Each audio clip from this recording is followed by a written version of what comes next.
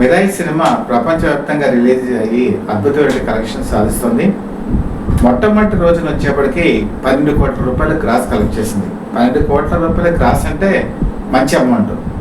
మరి second day వచ్చేప్పటికి 13.5 కోట్లు నెట్టే కలెక్ట్ చేసింది. అంటే 2 రోజులు కలిపి 25.5 కోట్లు. ఈ వీడియో చేసే సమయానికి సండే పూర్తి వివరాలు అందవలసి ఉంది. మొత్తం ఈ రోజు కూడా మొత్తం ఆంధ్రప్రదేశ్లో మంచి కలెక్షన్సే ఉన్నాయని వినికిడి.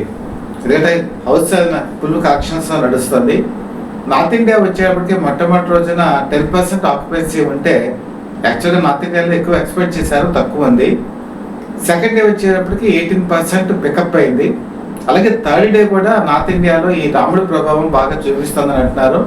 ఒకవేళ మౌత్ టాక్ కనుక పబ్లిసిటీ కనుక బాగా వచ్చినట్టయితే నార్త్ ఇండియాలో పికప్ అయితే 500 కోట్లు కూడా వెళ్ళేటువంటి అవకాశం ఉంది. ఈ మౌత్ టాక్ ఇంకొక 2-3 రోజుల్లో మనకి స్పష్టంగా తెలిసేటువంటి అవకాశాలు ఉన్నాయి. ఏదైనా సరే ఈ సినిమా మొత్తం బడ్జెట్ 60 కోట్లు.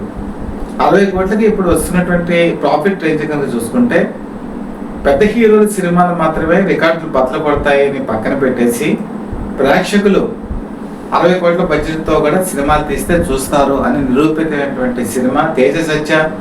హనుమాన్ సినిమాకి వచ్చేప్పటికి 300 కోట్లు కలెక్షన్స్ ఉంటే ఇప్పటి వరకు మంచి రికార్డు కలెక్షన్స్తో వెళ్తోంది.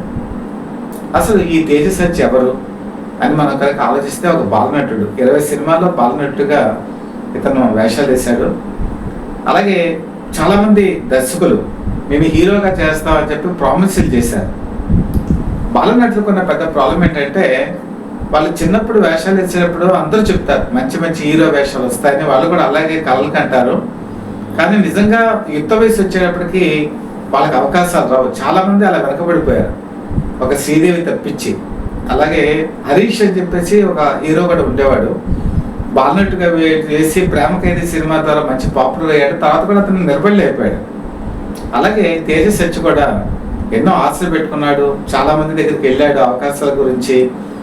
అతనికి షూటింగ్లు ప్రారంభమయ్యి ఇంకా అన్ని కూడా హీరోకి ఎస్టాబ్లిష్ అవుతామని ఆశ పెట్టి అడ్వాన్స్ ఇచ్చిన వాళ్ళు ఆ చెక్కులు తీసుకెళ్లి బ్యాంకుల్లో వేస్తే బౌన్స్ అయిపోయినటువంటి రోజులు ఉన్నాయి, కళ్ళనీళ్ళు పెట్టుకున్న సందర్భాలు ఉన్నాయి. చాలా మంది హీరోగా అవకాశాలు ఇస్తా ఉన్న వాళ్ళు లాస్ట్ మినిట్ లో తప్పుకున్న వాళ్ళు ఉన్నారు. అవమానాలు భరించాడు. అసలు ఈ తేజ సత్య ఎవరు అంటే, మీరు తండ్రి గారు కనుక చూసుకుంటే మీకు పాపం పసివాళ్ళు అని చెప్పి ఒక సినిమా వచ్చిందండి పాత కాలంలో, అంటే 1970s వచ్చింది ఈ సినిమా. అందులో మాస్టర్ రాము అని చెప్పి నటించారు. ఆ రామునే తేజ సత్య వాళ్ళ ఫాదరు రామకృష్ణ సత్య.